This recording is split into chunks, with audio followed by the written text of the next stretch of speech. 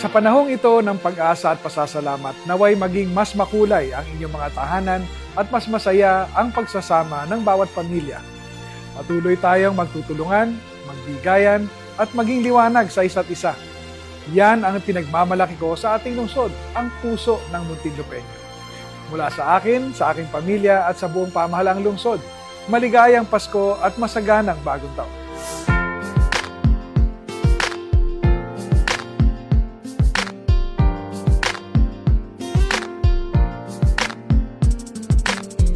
Kami ang Economic Development Cluster na bumabati sa inyo ng maligayang Pasko at manigong bagong taon. Yay!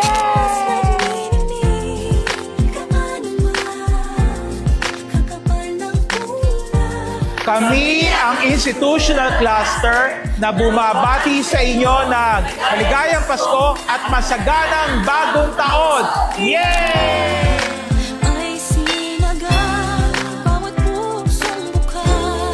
Kami ang Social Development Cluster na bumabati sa inyo ng maligayang Pasko at manigong bagong taon.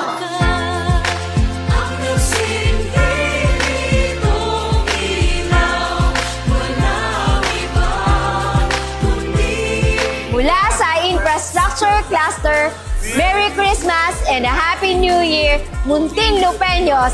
Yay!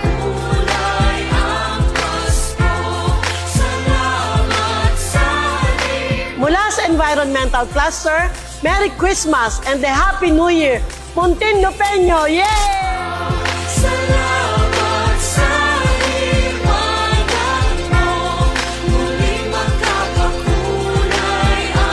Sa akin po mga kababayang Muntinlupaeño, ako po ay bumabati at ang aking pamilya ng isang maligayang Pasko at manigong bagong taon.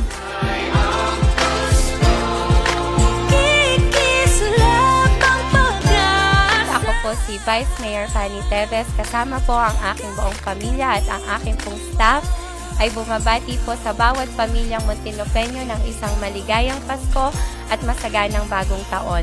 Naway wag po natin makalimutan na ang tunay na diwa po ng Kapaskuhan ay kapayapaan, pag-asa, pagmamahalan, pagbibigayan at patuloy na pagpapatawad sa ating mga sarili at sa ating kapwa.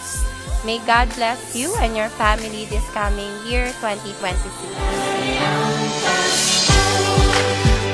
Maligayang Pasko, Muntinlupaeño.